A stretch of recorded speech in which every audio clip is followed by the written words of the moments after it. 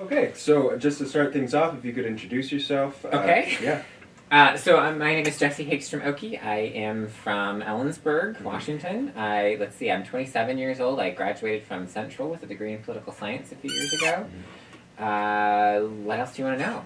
Well, my understanding is that you are originally from Utah. Can you Yes. kind of explain that adventure? How did you get here?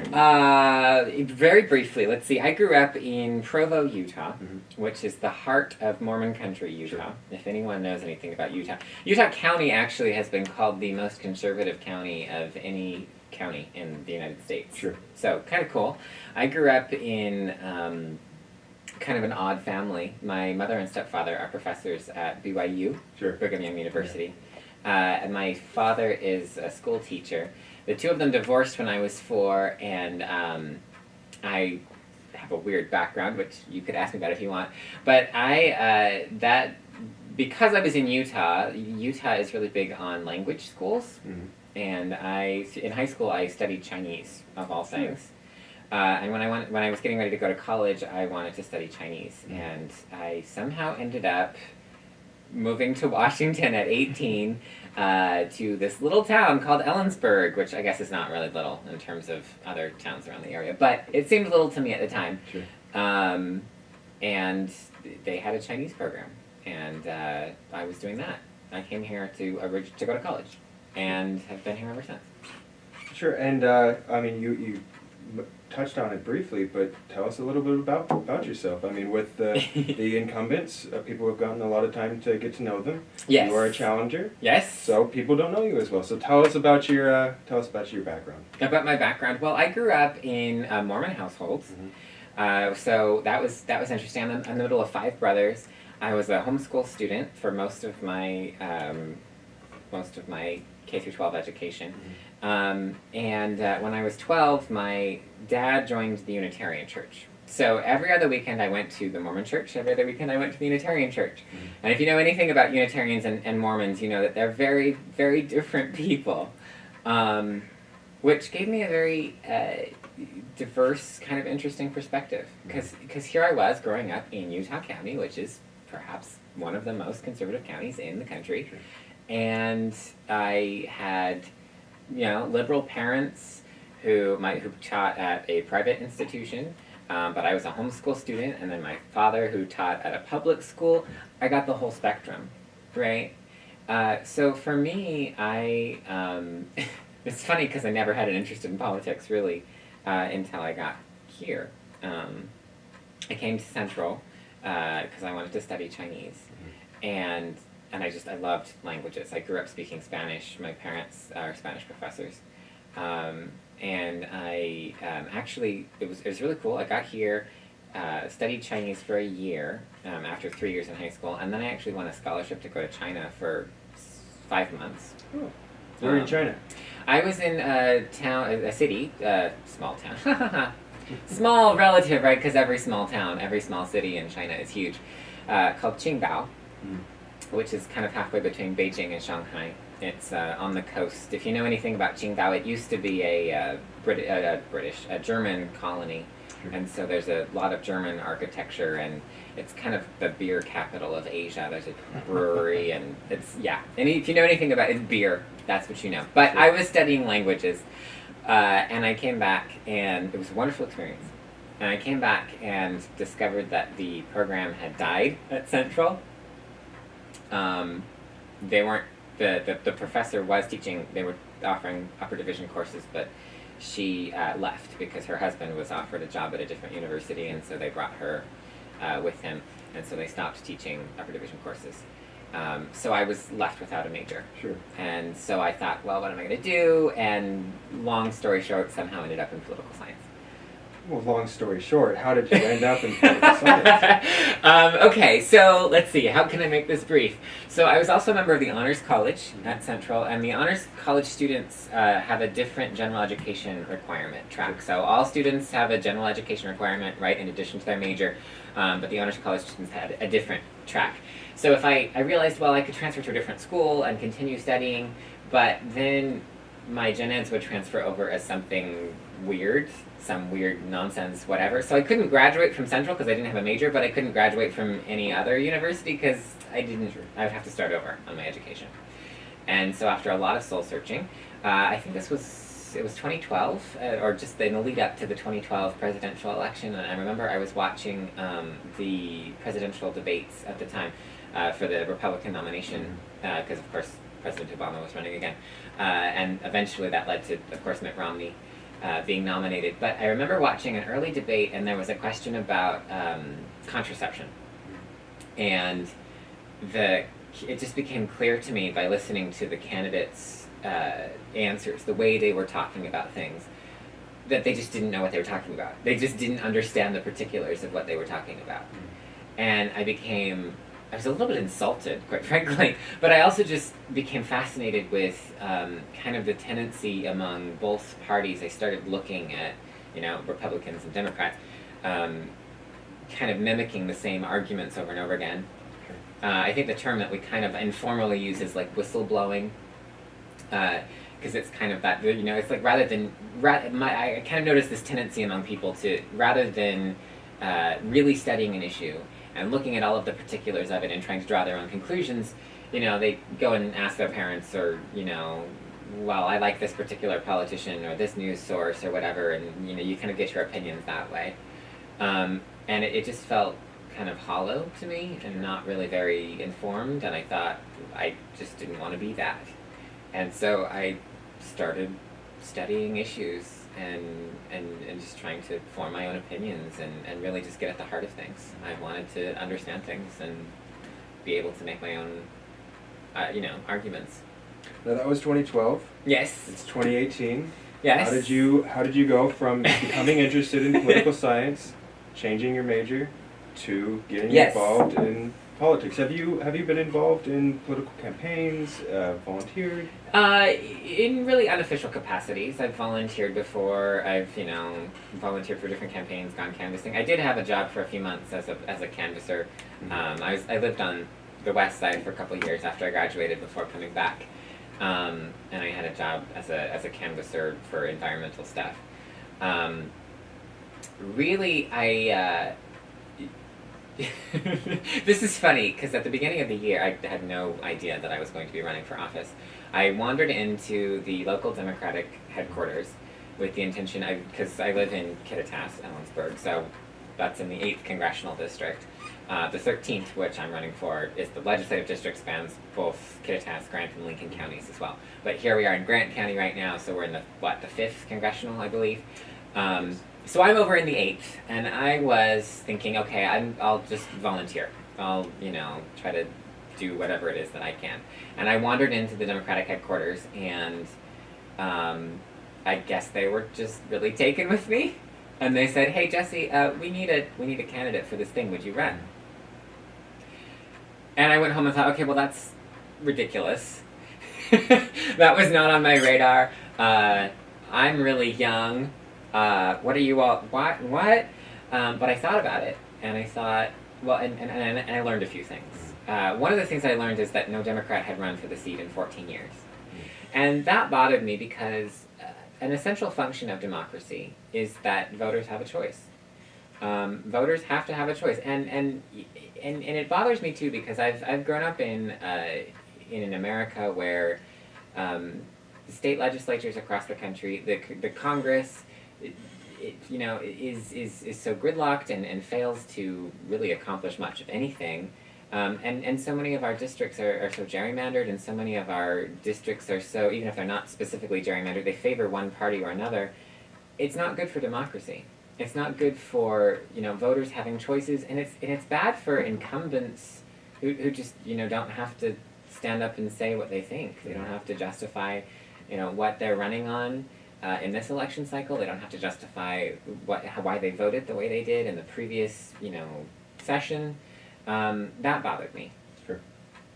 But I also went home and thought, okay, so that's an argument as to why we should have a candidate, but it's not an argument as to why that candidate should be me. And I thought about it, and I thought, well, you know what? I actually do have some things that I want to say. And those are that Well, I'm very frustrated. I'm frustrated with the state of politics. I'm frustrated with the partisanship, the level of vitriol. This experience has been amazing. I never would have imagined what goes into a political campaign, and I think that most people would be utterly shocked to know what it is like to be on this side. People say things about you. They say things about you that are just like unfounded and rude, mean, gross. I've seen things said about myself, about Sylvia Hammond, who's the other Democrat running and for the other seat. I've seen things about Mr. Manweller, about Mr. Dent. I've seen awful things, and it's just gross. It's really gross. And that state of vitriol bothered me. But also just the things that we talk about. We have real problems that face real citizens in this district. I hear stories all the time, because I talk to people all the time, about housing issues or trouble finding jobs, or things like the McCleary decision, whatever it is. I was frustrated that I didn't see the level of leadership that I wanted to see from candidates, from elected officials. I was frustrated that I saw partisan arguments. I was frustrated that I saw two parties that, quite frankly, don't really give me much hope for the future. And I thought, I want someone to do better. Sure. And I can't make anyone else do it, so I guess it will be me. Sure. This is a rather conservative district. Yes. I don't know the numbers on how it compares to where you're from, but part of the reason one imagines that a Democrat hasn't run in a long time is that it is difficult for them to gain a lot of ground here. Yes. And to catch the attention of the community. What is it that you bring to the table that differentiates you from, as many people around here would say, a Seattle Democrat? Well, one thing that I would say is, I think that to the extent that the east-west divide of our state exists, and I think that it's largely kind of played out, especially by politicians who are trying to score cheap points. To the extent that it is real, I think I understand both sides. To be really blunt, I can speak Democrat. The state legislature is Democrats currently hold a 1-seat majority in both the House and the Senate, and based on polling data and primary results and stuff, it looks like they're likely to gain several seats. I can speak Democrat. Part of the question that I think you're getting at is, which candidate would the district have more influence with? Would we have more influence with a 2-time incumbent who caucuses in the minority, or a first-time candidate, younger, who would caucus in the majority? And I think the answer to the question is we would have more influence with a Democrat who understands East Siders. I grew up surrounded by conservatives. I believe in a lot of the same issues. Yeah, I'm a Democrat because I believe in a lot of things that the Democrats stand for, but I also stand for things like the Second Amendment, gun issues, we have a Second Amendment. I think that it is entirely incumbent upon elected officials to respect that. That's their job. Religious liberty, things like that. Besides which, I also just, I tend to be someone who thinks, let's be ambitious with the policies that we push forward. I don't want to say anything too bad about Mr. Dent, but I will say that as a constituent, I've been disappointed with some of the votes that he's made, and also just some of the focus that he's had. He seems to have a very narrow focus. He talks a lot about foster care reform and about aviation finance, and those seem like great issues. But we have real problems that are facing the state and members of our district right here at home. Housing issues, affordable housing, affordable college tuition, affordable medical care. I was talking to a woman recently who she told me she was paying $800 a month in rent, and her landlord sent her a letter and up and raised it to $1,500. Sure. Just right there. That's almost twice as much. and she had to move because she's like, I can't afford it, you know. And this is happening all across our state, you know. I think what I can bring to the table is someone who is ambitious in terms of the policy that, you know, the issues that he looks at, in terms of the scope that I take, in terms of the way that I think about issues, the way that I try to take a very constructive, very objective look at things. I ask questions. I'm curious. I like learning new things. I like listening to people. I like acquiring new information. And then we go. Sure. You know, and I think that I also can bridge that divide in our really partisan, tribal, you know, almost tribal political climate. I don't just want to represent Democrats. I want to listen to conservatives in this district. I want to be their voice, and I think I can. Moving on to a couple of the main issues in the area that we have that we were talking to your opponent about the other day. Employment figures for the Columbia Basin have been on the upswing, just like everywhere else in the country, everywhere else in the state, but they've been growing slower than the state has generally. There might be some broader statewide reforms that could take place, or there might be communal ones. But we're curious, whenever we elect a person for the state legislature, how they are going to try to influence the direction of state politics such that jobs come more freely to the Columbia Basin. Sure. This is a complicated issue because I feel like it's so connected with so many other things. And I don't think that there's any one answer. Sure. But what I would say is, I think that I think that we really desperately need to. It's so connected with education, with vocational training, with college tuition. I happen to be something of an expert. I consider myself something of an expert in higher education policy and why does college tuition cost so much and why does it go up every year? Why are students finding it so hard to graduate from college without debt, and why can't they find jobs afterward? I also think that we need to be, and what can the government do about that? I also think that we need to be investing in vocational training. The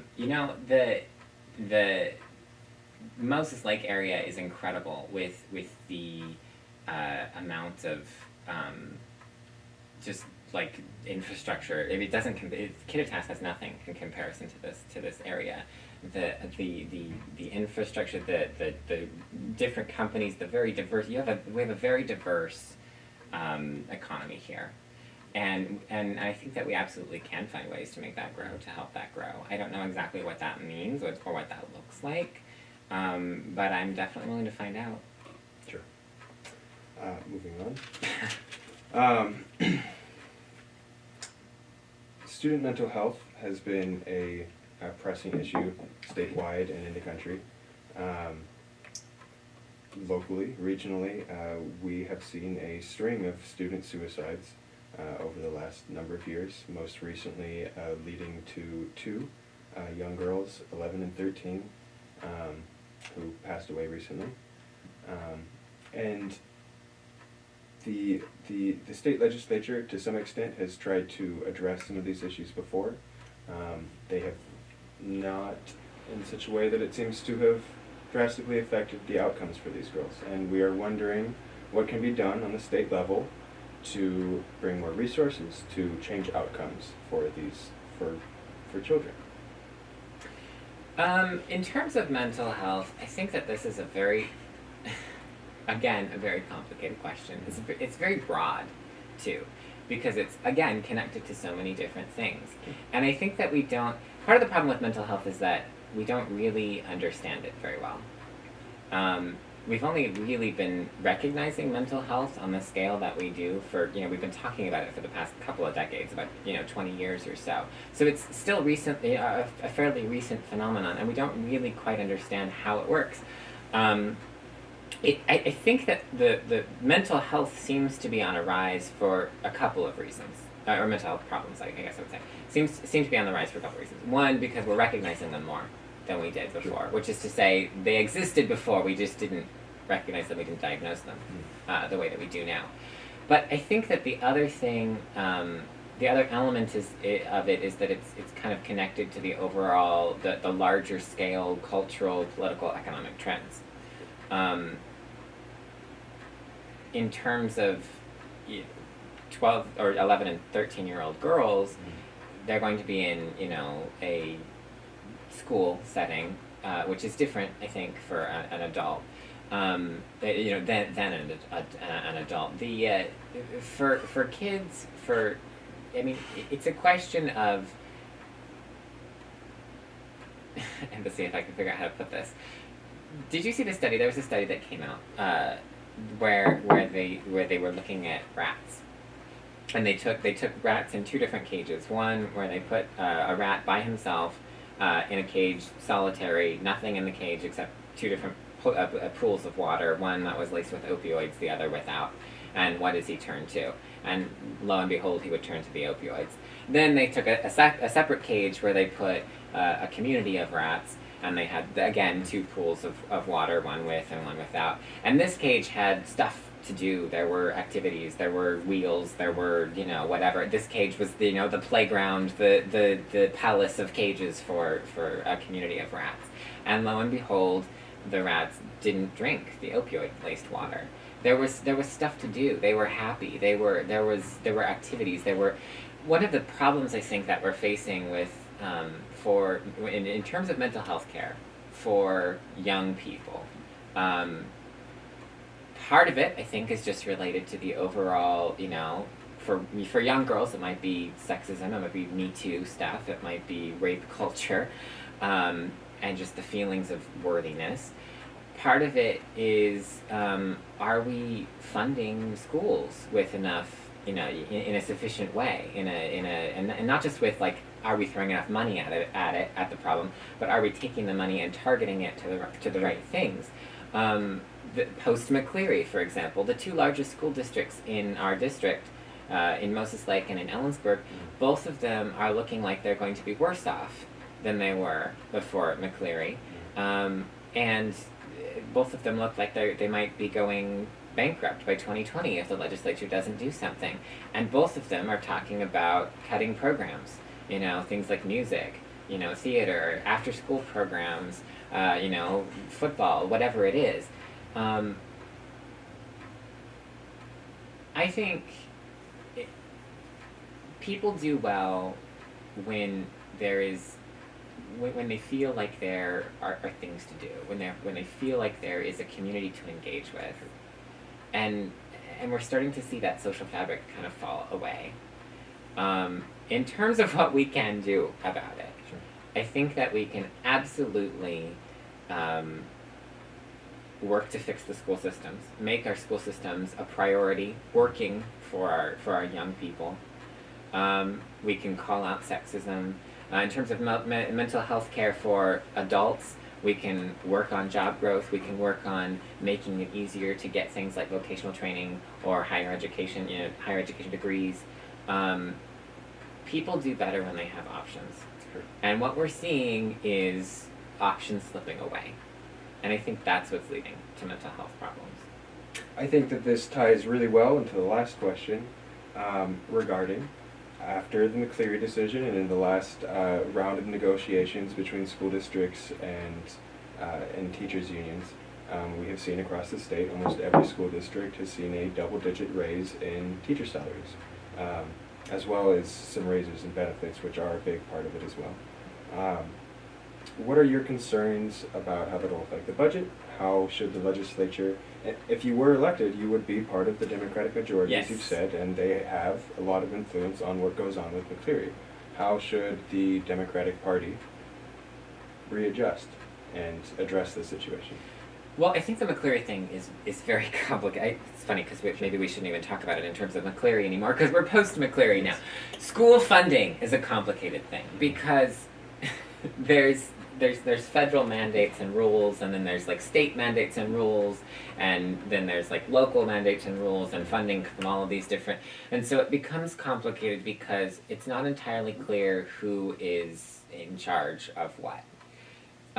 So, for example, post McCleary, we saw this move from levies to, state funding, but it doesn't exactly happen just so cut and dry, because the state says, here, let me take this pile of money and give it to, and assume, and it's weird because they had this, I don't know what they were thinking with this, they had this schedule with teacher salaries based on the number of students. Like, here's the number of students in your school district, so we're going to estimate this is how many teachers you're going to need, this is how many administration people you're going to need, and this is how many, what's the other word, the third kind of group, I can't remember, classified staff, thank you. This is how many you need, based on the number of students that you have. But it doesn't necessarily then translate or connect with the local level. In Ellensburg, for example, they already have more employees than the state has budgeted them for. So it's like, well, what are you going to do? Just like fire people now?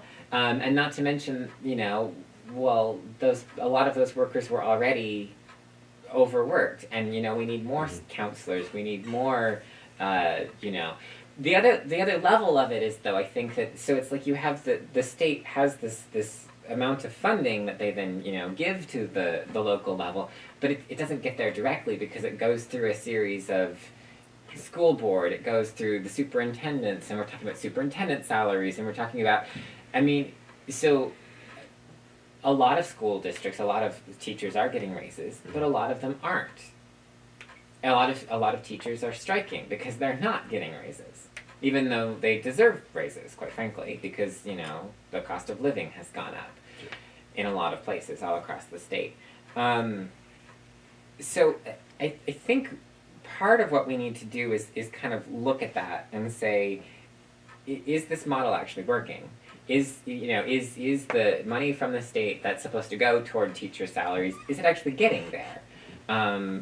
How about money for other things? School supplies. Why is it that teachers are paying for school supplies out of their pocket? When teachers are paying for school supplies out of their pocket, there's a problem. Sure. There's why are superintendents getting raises and teachers aren't? Which is not to say that superintendents don't necessarily deserve raises either, but there's a difference between teaching staff and administration staff. It's a very complicated thing, and I think part of the problem is that I think it's very likely that very few people, I don't think anyone really understands where we're at. Sure. Post McCleary, I don't think that we even really know where we're at. So we need to be looking at it and saying, wait a second, like, going back a little bit, I don't think that I wouldn't consider myself a tax and spend Democrat. Mm-hmm. I usually tend to think of taxes as a way of addressing a need. I would like to identify a need first and say, okay, how are we going to pay for the solution? I don't want to just raise taxes and then what does this money go to? Okay, let's find some use for it. Sure. That doesn't seem like a good way to go about things to me, because to me I don't think of tax revenue as the government's money. The government has jurisdiction over that money and how to spend it, but ultimately it's the people's money because it's the people's government. So the legislature has this responsibility then, I think, to then take that money and say, okay, how can we spend this money well? Sure. How can we spend it to get the most bang for our buck? How can we spend it on the right things? So it's about targeting and saying, what are the things that we really absolutely need?